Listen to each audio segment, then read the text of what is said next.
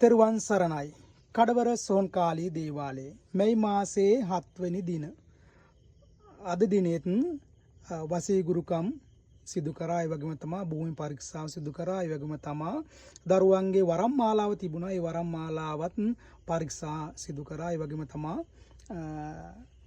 පෙර මට බාර දුන්න දරුවන්ගේ වසී ගුරුකම් ඒ අදාළ කටයුතු ජීවම් කටයුතු අධ්‍යයනය සිදු කරා. ඒ වගේම තමයි විදේශ ගත වෙලා සිටින දරුවන්ටත් ඒ වගේම තමයි ලංකාවේ සිටින දරුවන්ටත් යම් අසාධාරණ කටයුතු සිදු වෙලා තියෙනවා. ඒ නිසා හරි ආකාර බලලා තමයි මම මේ රාජකාරී කරන්නේ. ඒ නිසා අධ්‍යයනයේ ඒ දරුවන්ට අසාධාරණ කටයුතු සිදු වුණු නිසා පලිගෙසීම් ඒ ආකාරව සිදු කරා.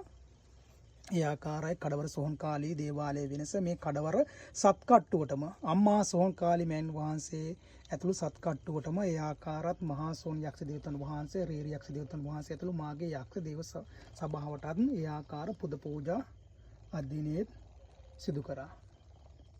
ඒ ආකාරයි මාගේ දෙවල රාජකාරී සිදු කරන්නේ. මාහට රාජකාරියක් බාර දුන්නොත් හොඳින් නම් හොඳින් නරකින් නම් නරකින් ඒ අදාළ කටයුත්ත ඒ දරුවන්ට සිද්ධ කර දෙනවා. ඒකයි කඩවර සෝන්කාලී දේවාලයේ වෙනස. ඉතින් මාගේ දරුවන්ට කඩවර අප්පච්චි අම්මා සෝන්කාලී මෑන් වහන්සේගේ